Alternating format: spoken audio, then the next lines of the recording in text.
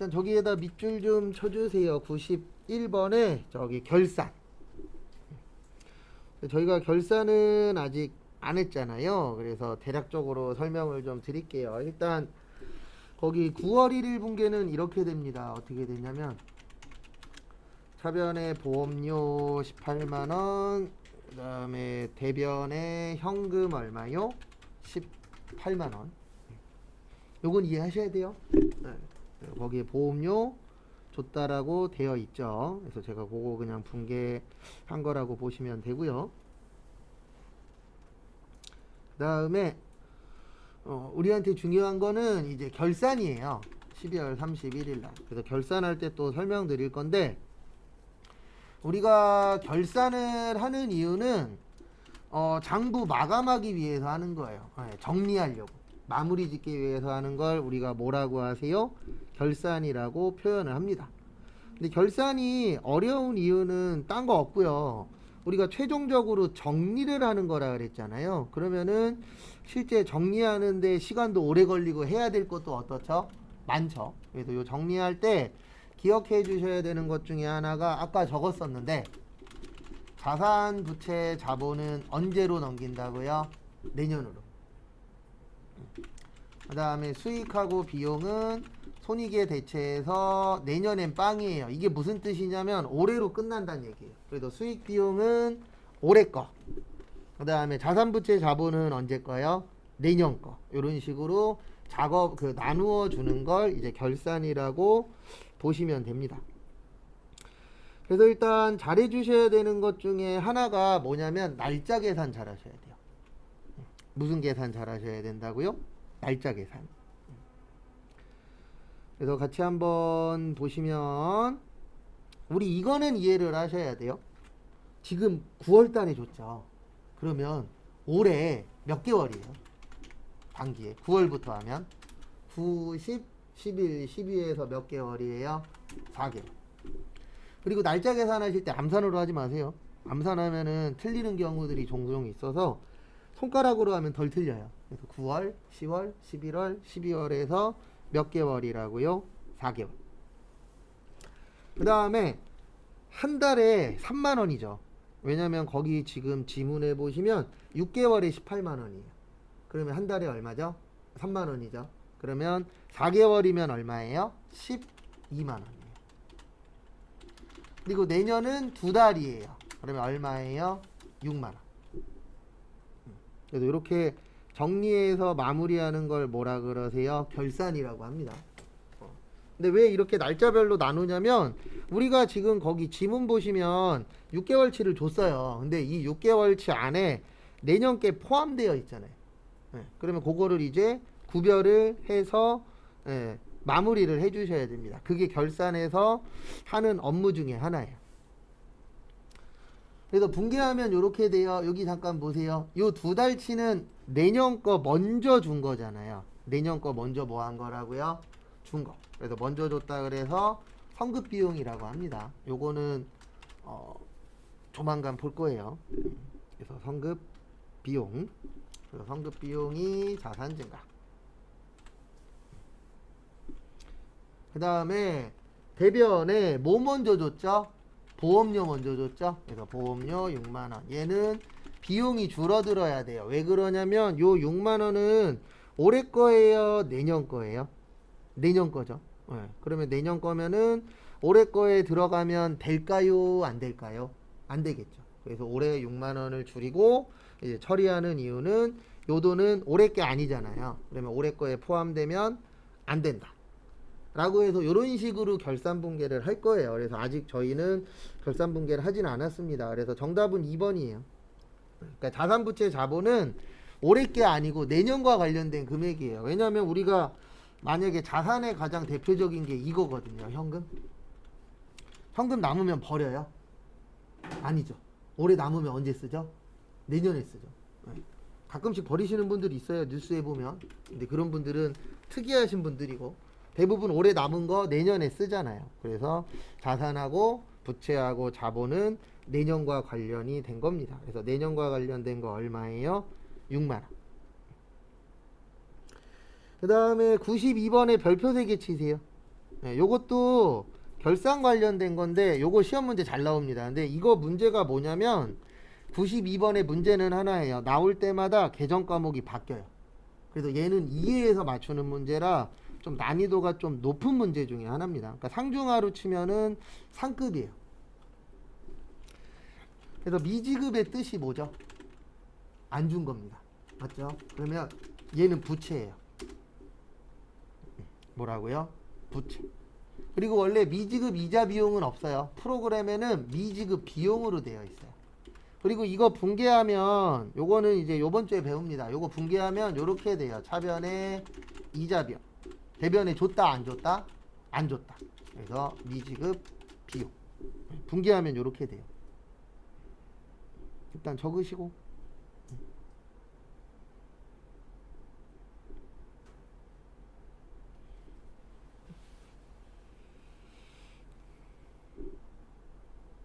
그래서 거기 지문 보시면 요렇게 쓰여 있어요. 어떻게 쓰여 있냐면은요.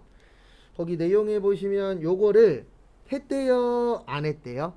안 했대요. 거기 써 있죠? 단기에 계상하지 않을 경우. 그래서 요 안 했다라는 게 키포인트입니다. 그래서 안 했을 때 어떻게 되느냐? 이제 그걸 물어보는 시험 문제라고 봐주시면 되세요.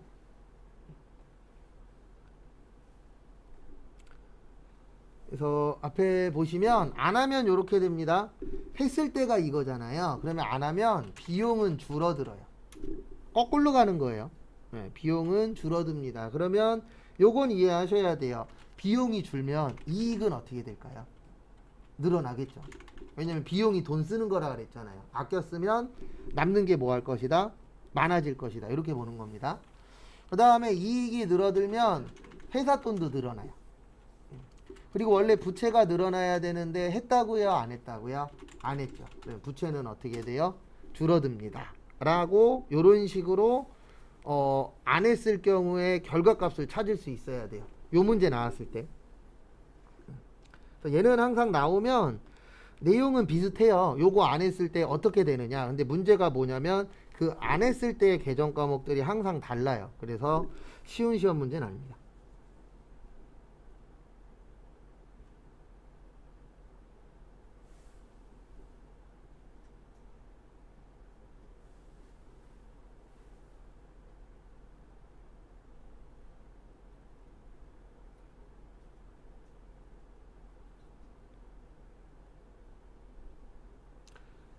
그 다음에 보시면 그래서 정답은 부채는 줄어드니까 과소, 자산은 없어요. 그래서 정답은 3번입니다. 이익은 늘어난다.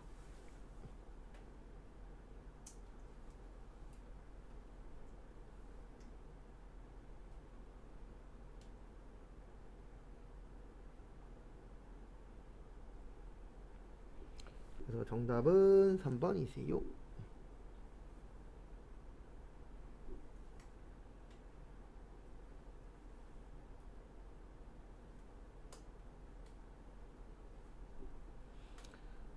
그 다음에 93번 저기에다 밑줄 치세요. 점표. 대한민국은 3점표 씁니다. 그래서 돈 나가면 출금 점표, 돈 들어오면 입금 점표.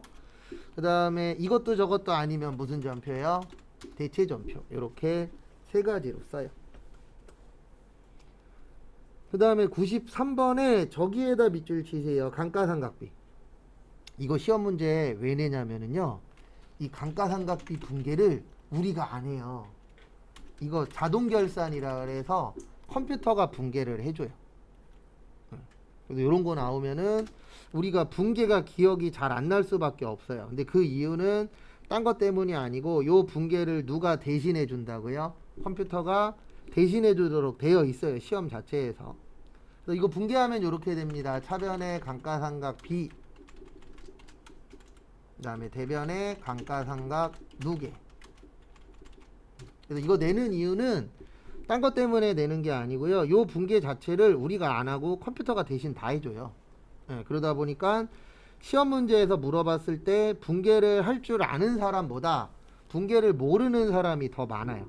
근데 어떻게 보는 건지는 설명 다 드리긴 할 겁니다. 추후에. 그래서 정답은 여기 현금 있나요 없나요? 없죠. 우리 현금 없을 때 하는 분계 무슨 분계라 그랬 무슨 전표라 그랬죠? 대체 전표라 그랬죠? 그래서 정답은 몇 번이세요? 4번. 이거 내는 이유는 딴 것 때문이 아니고 우리가 잘 못하니까 내는 겁니다. 왜냐면 이 분계는 컴퓨터가 다 해줘요. 그 다음에 94번은 그냥 이거 하세요. 여기 가서 컨트롤 뭐야? F. 그래서 정답은 1번이에요.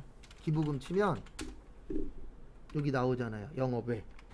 그래서 이런 문제 종류 나오면 그냥 무조건 여기 와서 치세요. 그게 틀릴 확률이 그나마 제일 적어요. 그래서 정답은 1번의 영업의 비용. 그리고 이 컨트롤 F는 시험 횟수마다 달라요. 어떤 횟수는 막 3, 4개씩 나올 때도 있고 어떤 횟수는 아예 안 나올 때도 있습니다. 그래서 컨트롤 F로 많이 풀 수 있으면 합격률이 좀 더 올라가고요. 그 다음에 컨트롤 F로 풀 수 있는 게 적으면 합격률이 좀 더 떨어져요. 그래서 전체적으로 보면 합격률이 좀 높은 시험들은 대부분 기존에 게 많이 나오면 합격률이 높아요. 그리고 거기 95번에 옛날에는 대차대조표라고 했는데 지금은 뭐라고 하세요? 재무 상태표라고 합니다. 요거 두 가지가 같은 말이라 그랬어요. 그래서 회사 가셨는데 직장 상사분이 만약에 대차대조표 갖다 줘 그러면 재무상태표 뽑아다 드리면 된다라고 했었었죠. 요거 참고하시고, 그 다음에 저기에다 밑줄 치세요. 외상 메이크.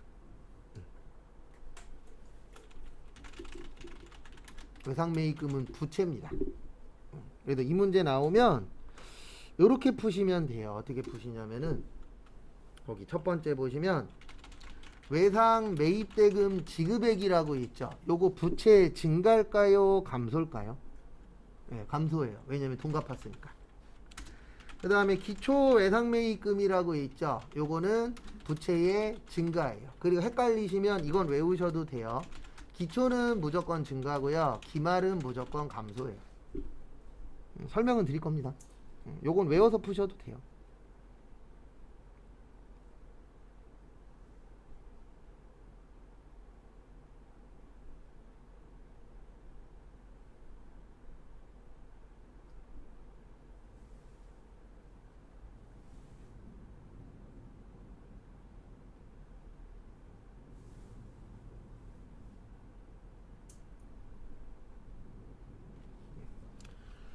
그래서 왜 이렇게 되냐면 기초는 1월 1일 날 올해 게 늘어나는 거예요.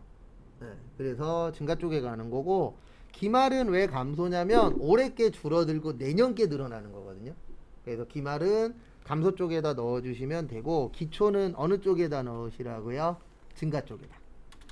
그 다음에 단기 외상 매입액. 네, 우리 매입으로 사면, 외상으로 사면 외상대금은 늘어나나요? 줄어드나요? 늘어나죠? 그래서 부채의 뭐요? 증가. 그러니까 요 문제 나오면 증가 감소를 잘 하셔야 돼요. 요거까지 하면은 그 다음부터는 산수입니다. 왜냐면 증가가 두 개죠. 30만원하고 얼마요? 70. 그 다음에 감소가 하나죠. 얼마요? 50. 그럼 얼마 나와요? 50 나오죠. 정답은 몇 번이요? 2번. 그리고 저도 알고 여러분들도 아는데 뭐를 아냐면 계산 문제 찍어서 맞았을 때가 가장 행복해요. 진짜로 거짓말 안 하고 시험장 갔는데 몰라서 찍었어. 근데 맞았어. 그러면 되게 행복합니다. 딴 문제 맞춘 거보다 계산 문제 찍어서 맞았을 때가 더 행복하긴 하더라고요. 근데 확률상으로 봤을 때는 아주 높진 않아요. 그 다음에 96번은 저기에다 밑줄 치세요. 매출원가. 그리고 앞에 봐주시면 감사하겠습니다. 우리 매출원가 구하는 공식이 이렇게 되죠. 기초상품 플러스 순매입액 마이너스 기말상품 마이너스 타계정 대체 해서 1번 맞아요.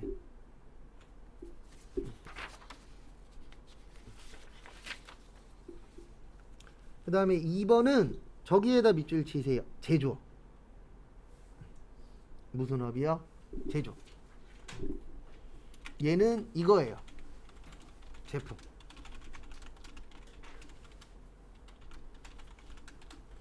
기초제품, 단기제품 제조원가, 매출원가, 기말제품.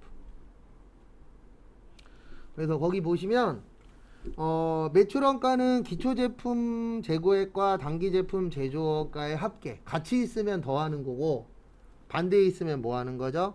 빼는 거죠. 그래서 몇 번도 맞아요? 2번도 맞아요. 그래서 같은 변에 있으면 플러스, 반대쪽에 있으면 마이너스입니다.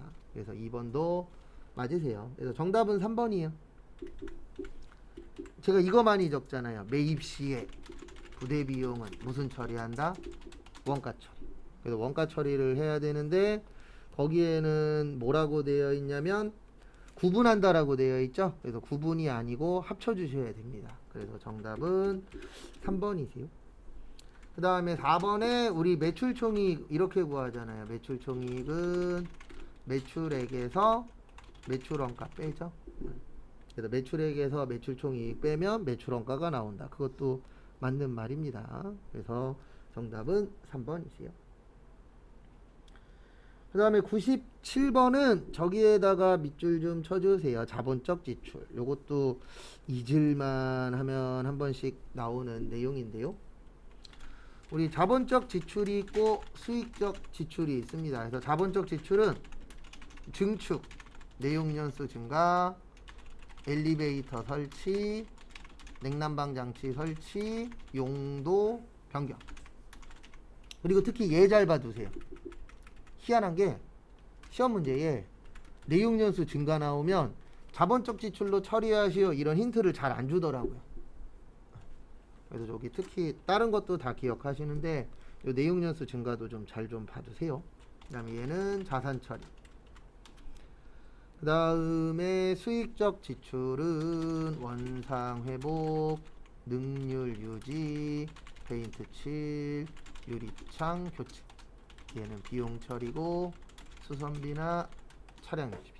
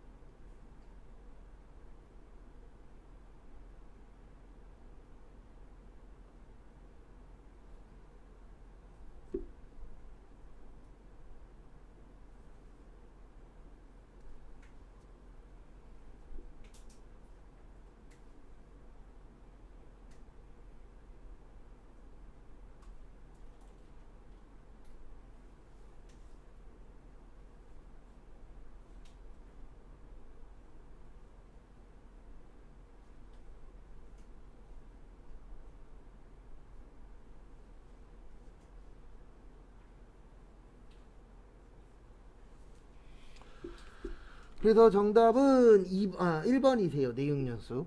그리고 자본적 지출이라고 나오면 돈 버는 거예요. 그래서 내용연수의 뜻이 뭐냐면 저거거든요. 사용기간. 그래서 우리 오래 쓰면은 돈 번다라고 생각하잖아요. 그래서 정답은 1번입니다. 그리고 98번은 저것만 알면 맞출 수 있어요. 자기합수표. 우리 남이 발행한 수표 뭐였죠? 남이 발행한 수표 뭐예요? 현금이에요. 그래서 현금 들어가 있는 거 몇 번이에요? 1번. 그러니까 이런 것들은 그 키포인트 그런 걸 좀 빨리 찾으시면 좀 더 쉽게 맞추실 수 있습니다. 그 다음에 그래서 정답은 1번이세요.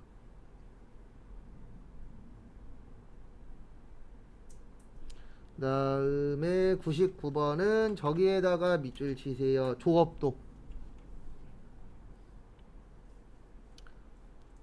조업도 나오면 제가 항상 이거를 적을 거예요. 뭐 적을 거냐면 총변동비는 증가한다. 단위당 변동비는 일정하다. 총고정비는 일정하다. 단위당 고정비는 감소한다. 조업도가 뭐 할 때요? 증가할 때.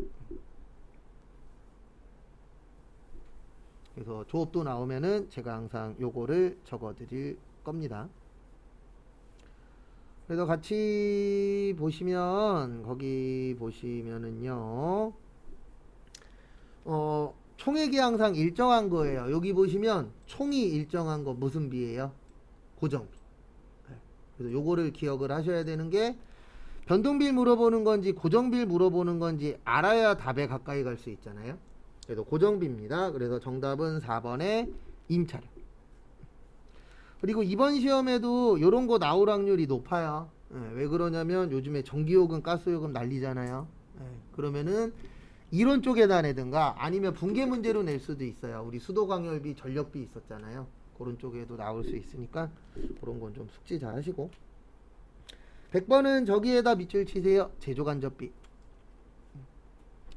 그리고 그 위에다가 요것 좀 적어주세요. 제조간접비는 간접재료비 더하기 간접노무비 더하기 간접경비 간접경비 이렇게 세 가지 더한 거예요. 간접비들끼리 더한 거를 제조 간접비라고 합니다.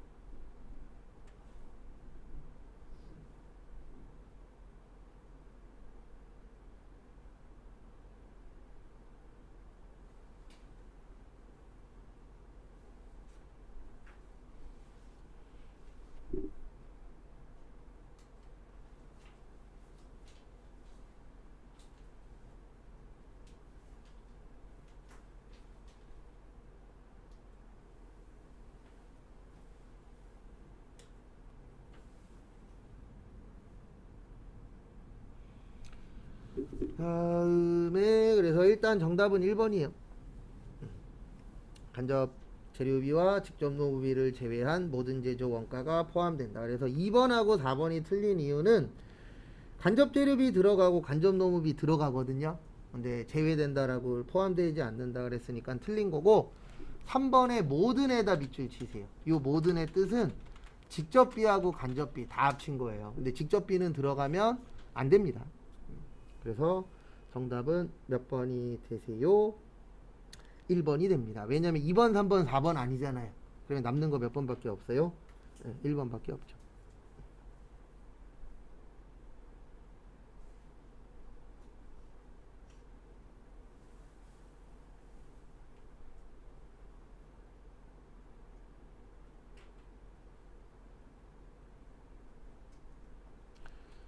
그 다음에 101번은 보조부문 배부 방법이죠. 이런 거는 시험 때 꼭 맞추셔야 돼요. 직접, 단계, 상호. 직접은 보조부문 상호 간의 용역, 수수 관계가 뭐 할 때요? 중요하지 않을 때. 그 다음에 단계는 배부 순서를 정하고 직접 배부와 상호 배부의 무슨 단계요? 절충. 그 다음에 상호는 가장 정확. 계산은 뭐예요? 복잡해요. 그래서 없는 거 물어봤으니까 4번이죠. 간접은 없습니다.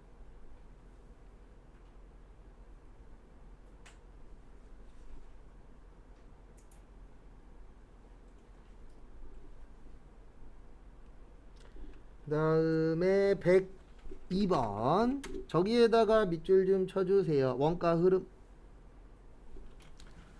재료가 들어가서 제공품이 되고요. 제공품이 완성돼서 제품이 되고요. 여기엔 안 나와 있는데 팔리면 무슨 원가라 그래요? 매출 원가라고 합니다. 그래서 결론은 정답은 재료, 제공품, 제품에서 몇 번이세요? 3번이세요.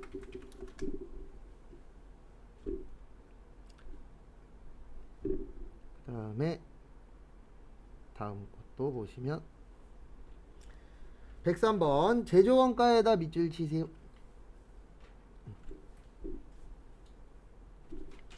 우리 제조원가 그러면 여기에서 쓰는 겁니다. 공장, 그 다음에 생산, 뭐 조립 관련된 거 이런 것들을 무슨 원가라고 하세요? 제조원가라고 합니다.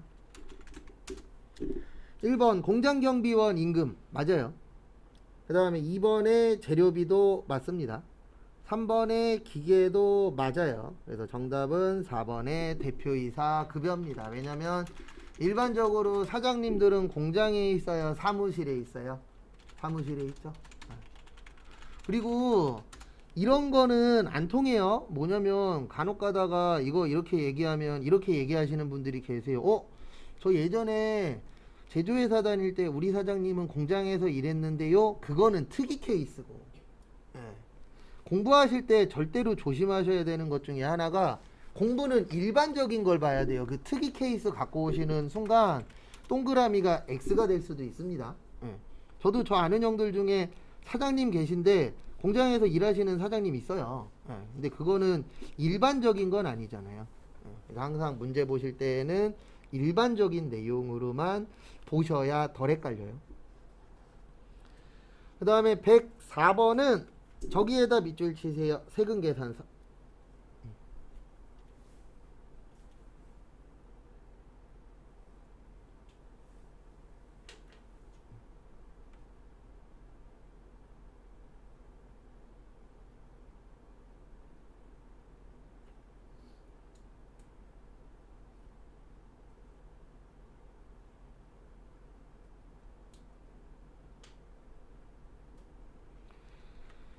그래서 보시면 104번 세금 계산서를 발행할 수 있는 경우죠. 일단 정답은 1번입니다.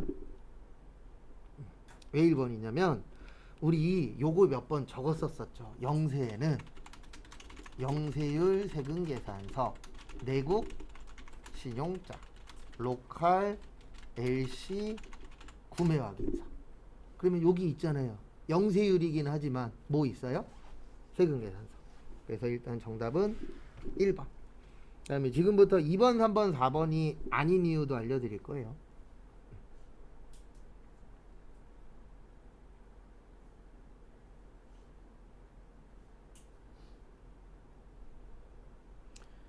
그 다음에 2번에 저기에다가 밑줄 치세요. 면세. 그리고 앞에 봐주세요. 면세 나오면 얘는 세금 계산서가 아니고 계산서예요. 그래서 계산서 나오면 무조건 면세예요. 왜냐면 계산서와 세금 계산서의 차이가 뭐죠? 이거 차이잖아요. 두 글자가 있냐 없냐.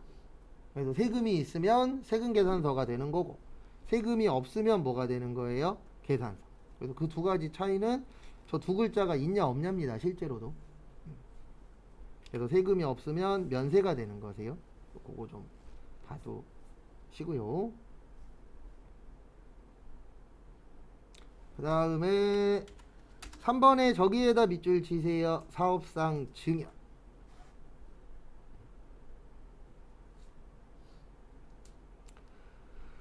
우리 외운 것 중에 이거 있어요. 간주공급 4가지. 자가공급, 그 다음에 개인적 공급, 사업상 뭐요? 증여, 폐업시 잔존지역. 그러면 간주는 진짜라 그랬나요? 가짜라 그랬나요? 가짜라 그랬죠. 뭐라 그랬어요? 가짜. 가짜니까 세금계산서 발행할 수 있다, 없다? 없다. 그렇게 봐주시면 됩니다. 그 부분 참고하시고.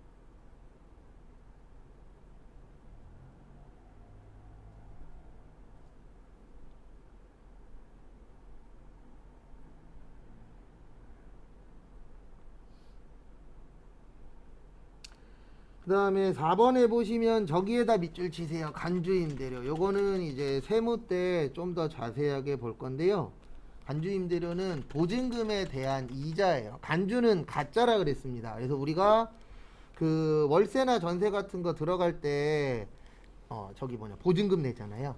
네, 그 보증금에 대해서 이자 계산하는 거, 네, 그거를 무슨 임대료라고 하세요? 간주 임대료라고 표현합니다. 그래서 이거는 진짜 이자, 그 진짜 임대료가 아니에요. 그래서 세금 계산서 발행할 수 없다. 그래서 정답은 1번. 그래서 간주는 가짜입니다. 그것도 좀 잘 봐두시고.